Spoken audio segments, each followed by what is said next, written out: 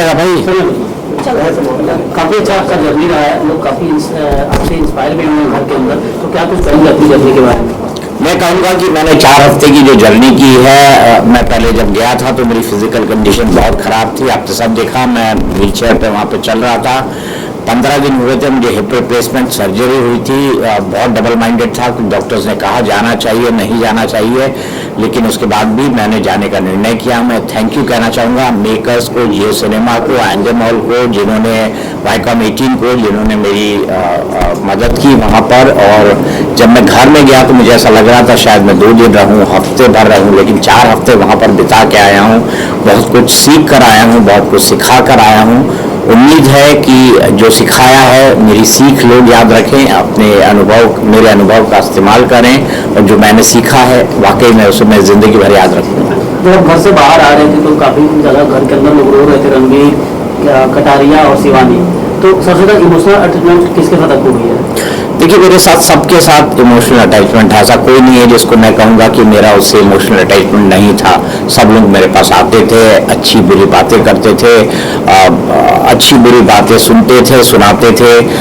हमारा एक रिश्ता था और वो रिश्ता समय के साथ डेवलप हुआ है। एक में ना बड़ा वक्त होता है, एक छत के अंदर रहना इस डिजिटल युग में, ना टीवी देखना, ना फ़ोन आपके पास, हमारे पास है था भी तो वो एक सर्टेन टास्क के लिए था, बाहर वाला के लिए वो फ़ोन दिया गया था। तो ऐसी परिस्थितियों में कोई रह सकता है, हम तो उसके बारे में, मैं तो उसके बारे में सोच भी नहीं सकता कि बिना टीवी पे न्यूज़ देखे मैं रह भी सकता हूँ या नहीं रह सकता हूँ। लेकिन ये 1 महीने का वक्त हमने साथ में गुजारा है। मुझे ये लगता है कि मैं वहाँ पर ट्रॉफी जीतने नहीं, दिल जीतने गया था, और ट्रॉफी जीतना मेरा मकसद कभी था ही नहीं, मैं दिल जीतने गया था। और वाकई मुझे अब ऐसा लगता है कि मैं वहाँ पर कई दिल जीत कर आया हूँ। उनके आंसू इस बात के गवाह हैं। दीपक सर, आपसे जानना चाहूंगी, जैसे कि आपने कहा नॉमिनेट घर से बाहर आ चुके हैं, बट कहीं ना कहीं अभी भी रवि सर, हाँ सर, वो अभी भी वो टास्क, जो फोन का टास्क हुआ था उसमें आपने उन्हें सेव किया था, कहीं ना कहीं उन्होंने आपको नॉमिनेट कर दिया। कहीं ये लोग जहाँ बोल रहे थे कर्मा रिफ्लेक्स हुआ है, इस पे आप क्या कहेंगे? मैं सिर्फ इतना कहना चाहूँगा कि मुझे किसी से इस बात की नाराज़गी नहीं है कि किसने मुझे नॉमिनेट किया, किसने नहीं किया। बिग बॉस के घर में मुझे कोई परमानेंटली नहीं रहना था। 4 हफ्ते बाद नहीं तो 6 हफ्ते बाद शो ख़त्म होना था और मुझे बाहर आ जाना था। ये बात ठीक है कि मैं 4 हफ्ते बाद नॉमिनेट हुआ, ये भी ठीक है कि रणवीर ने मुझे नॉमिनेट किया।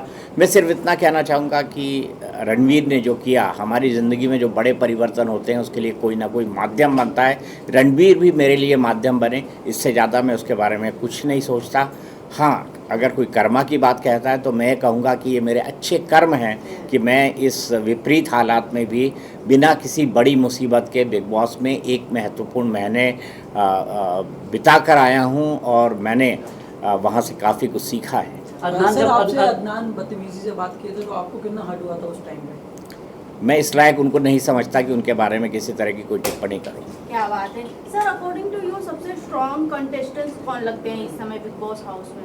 मेरे ख्याल से बिग बॉस के घर में इस वक्त जितने भी लोग बचे हैं वो लोग बड़े काबिल हैं। जो अच्छा खेलेगा वो जीतेगा, और मुझे लगता है सभी इस काबिल है। अगर कोई हारेगा और जीतेगा भी तो उन दोनों का फासला बेहद कम होगा। सर, आपने रिश्तों की बात की, कहीं ना कहीं वही आपके बाहर आने का कारण नहीं बना, तो कहीं आपको नहीं ऐसा लगता कि आपकी जर्नी जो 4 हफ्तों की रही है वो और लंबी हो सकती थी, बिकॉज आपको चाहने वाले काफ़ी लोग थे, बट रिश्तों ने आपको डुबा दिया?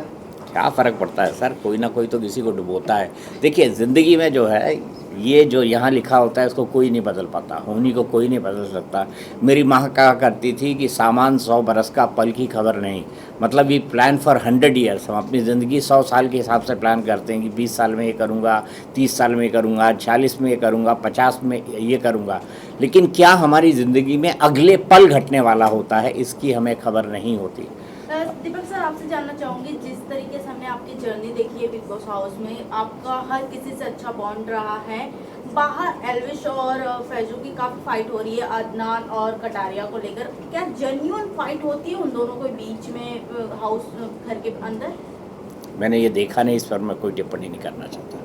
बट आप उनके साथ में रहे हो, क्या आपको अदनान और मुझे नहीं कटारिया? पता कि कौन फैजू है, कौन क्या है, मैं उस पर कोई टिप्पणी नहीं करता। अभी बिग बॉस के हाउस में भी आए थे दोनों। मैं नहीं था उस वक्त। सर शिवानी के साथ जैसा उसके भाषा को लेकर घर में बात होती है, आपके साथ काफ़ी देखा गया कि आपके साथ बैठती थी, आप समझाते थे, तो कैसा उसका भाषा है या स्वभाव है, कुछ बताना चाहेंगे रियल में जो आपने अनुभव? स्वभाव से बहुत सरल है, थोड़ी ज़्यादा बोलती है, ज़्यादा मजाकिया है, लेकिन उसको गलत लोग उसकी भाषा के कारण समझते हैं। मुझे ये लगता है कि जिस इलाके से आती है वो उत्तर प्रदेश का एक ऐसा इलाका है जहाँ कई भाषाओं का और बोलियों का मिक्स बोला जाता है। वहाँ की लैंग्वेज इसी तरीके की है। तो मैंने यही लोगों को समझाने की कोशिश की। मैंने यही एके को भी बताने की कोशिश की थी वीकेंड का वार में। और मेरा ये मानना है कि शिवानी समय के साथ बदली है, सीखी है, और ये उसकी व्यक्तित्व में भी जल्दी दिखेगा। सर, आप अरमान मलिक फैमिली से भी काफी क्लोज रहे हैं। पायल सबसे पहले घर से निकल गई हैं और कृतिका अभी भी बनी है। ऑडियंस के अकॉर्डिंग देखा जाए तो कृतिका कुछ नहीं कर रही है, पायल सबसे ज्यादा स्ट्रांग बताई जा रही है। आपको क्या लगता है कृतिका और पायल में से कौन सा स्ट्रांग था और किसको घर में रहना ज्यादा डिजर्विंग था? मैं ऑडियंस क्या सोचते हैं क्या नहीं सोचते इसके हिसाब से किसी को वैल्यू जज नहीं कर बट सकता। आपके अकॉर्डिंग आप क्या देखते हो, दोनों के बीच में सबसे ज्यादा कौन स्ट्रांग था? मेरे हिसाब से दर्शक इसके बारे में डिसाइड करेंगे। सर, कटारिया के साथ जिस तरह रणबीर के साथ झगड़ा होता था और दोनों के विशाल के साथ भी, तो उस पर आप क्या देखते हैं, कौन सही था कौन गलत था, कुछ अपना? मैं किसी को सही या गलत नहीं कहूँगा। मैं तो सिर्फ लोगों को ये कहता था कि अगर कोई बड़ी उम्र का है उसका सम्मान करो, अगर कोई छोटा भी आपको बड़ी सीख दे रहा है उसका सम्मान करो। यही बात मैं लोगों को कहा करता था और ज़्यादातर मौके पे लोगों ने, मेरे हाउसमेट्स ने, फेलो हाउसमेट्स ने इस बात को सुना है। सर, कौन सा ऐसा कंटेस्टेंट था जिसके साथ आप रिश्ता नहीं रखना चाहेंगे? मुझे ऐसा कोई नहीं लगता।